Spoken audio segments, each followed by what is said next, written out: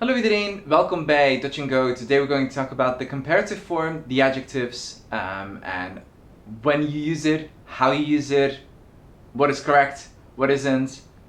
Let's go. So, just for completion's sake, the comparative form, what is it? You basically use that when you want to compare two things, two people, two objects with each other. And and I'm just not only going to give you the comparative form of adjectives in general and how that works, but I'm just going to give you several ways of comparing things with each other and explain to you how they work, what they mean, and how you're supposed to use them. In total, I'll be giving you 5 ways to compare things with each other. That's basically how this video will work. Let's go. Number 1. Niet zo ... als ... So, for example, this is not as as That is what that means in English. Let's look at some examples. Ik ben niet zo groot als mijn moeder. I'm not as tall as my mom. Dit verhaal is niet zo interessant als dat verhaal. This story is not as interesting as that story. Dit huis is niet zo groot als dat huis. This house is not as big as that house. That's it. Niet zo adjectief als something else. Right? Number 2.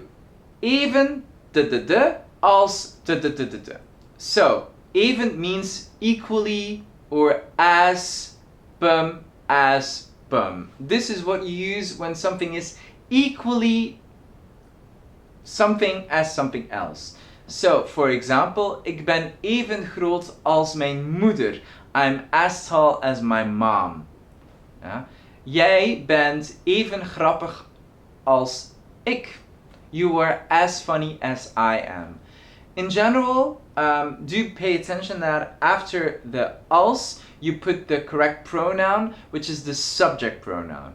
Als ik, als jij.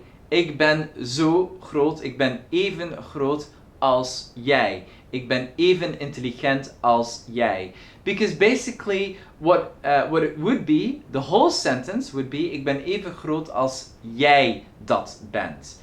It's just that the final 2 words, dat bent, we don't say. So that's why it's als jij.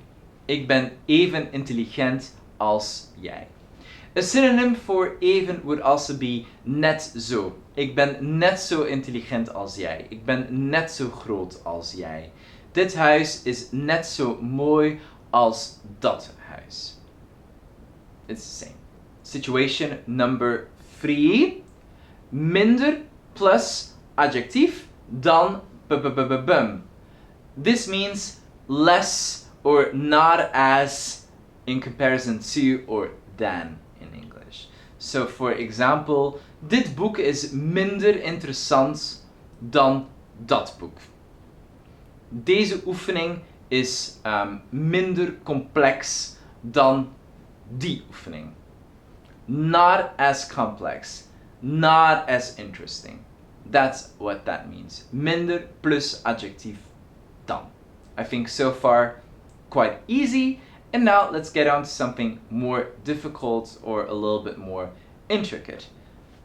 Number 4. Adjectief plus er. And this is where we put the adjective in the comparative form and then combine it with dan. So, for example, groot, groter. Klein, kleiner. Dik, dikker. Moeilijk, moeilijker. You put the er at the end of the adjective. Keep in mind, adjectives that are originally long, have long vowels, will stay long in the transformation. Adjectives that have short vowels will stay short in the transformation. So, groot, groter, I take away one O. If you're not sure about spelling rules in Dutch, I've made a previous video about that, so please check that one out, because otherwise this will be tremendously confusing, but it's basically all of it part of the same spelling rule. So in that sense, nothing difficult. Same for wit, short, witter. We double the T because we have to keep it short, because otherwise it would be long. And that wouldn't make any sense now, would it? There are also some special situations that I would point out. So for example, lief, which means sweet. In the comparative, it would be veel liever, sweeter. Or for example, wijs, which means wise. In the comparative would be wijzer. So F transforms to a V in combination with long vowels, and S transforms to a Z in combination with long vowels or combinations. Basically, that's how it is. But that is also nothing new, because you also know this principle from nouns and also from verbs. Leven, leef. Yeah. Lezen, lees. It's the same principle in reverse. Right. Then, with regards to adjectives in the comparative form, there are some specific special forms that I need to point out to you. So for example, when an adjective ends in an R, the comparative form would be plus DER. So for example, ver, verder. Mager, magerder. Duur, duurder. Yeah, it's DER because the last letter is an R. And then there are other forms that I should point out to you as well that are also irregular. So for example, goed, the comparative form is beter, very much like in English. Dikwijls, which means frequent, we don't have a comparative form for dikwijls, so we just use vaker, which is the comparative form for vaak, which is synonym to dikwijls. Graag, which sort of means to like to do something. To like to, you add it to verbs. The comparative form to that is liever. So we don't use grager, no, we use liever. So for example, ik drink liever cola. I prefer to drink cola. Veel, meer, more.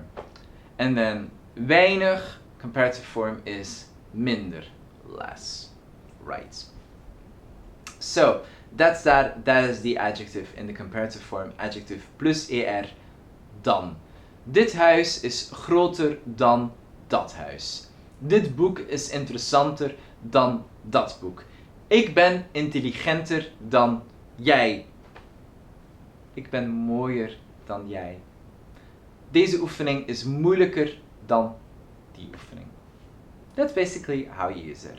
And then finally, form number or situation number 5, adjectief plus er plus substantief. This is basically where you use the comparative form that I've just explained to you of the adjective in combination with a noun, where you basically put it in front of a noun.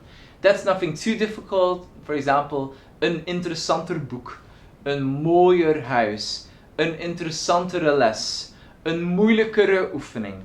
Basically, the rules here are the same as the traditional adjective. You only put the e when you combine it with nouns that have de or het, and when you use a noun that is het indefinite, you don't put an e, exactly like in the rules that we've seen for the usage of the adjectives. If you don't remember those rules, check out that video first. I don't want to confuse you. Check that one out, and there it's all properly explained, but basically the same adjective rules apply with, again, the same thing. Honestly, I wouldn't worry about it too much because it doesn't really impact you being understood by other people. Quite low impact, quite irregular, not as important. So normally you can just, with a lot of peace of mind, put the e after the comparative adjective when you put it in front of a noun. There you go. That's it. I hope this video was interesting and helpful with regards to how to use the comparative form and how you can compare different things with each other. Maybe a tip for you, if you want to practice this at home, would be to talk about your family. How do you compare your family to you? How does your mom, your dad, cousins, brothers, sister compare to you in terms of appearances? Who's taller, who's shorter, who's more intelligent, who's more enthusiastic, funny, competitive, I don't know what. So these are things that you can use to talk about and practice speaking about at home. You could also compare your house to the house of your friend, brother, sister, mom, dad, etc. These are all situations in which you could practice it and try to practice it at home, speaking spontaneously. I hope this video was helpful. Thank you so much for watching. Leave a comment in the comment box down below if you have any questions, comments, things that I left out, things that were unclear, that caused you confusion or sleepless nights. Let me know.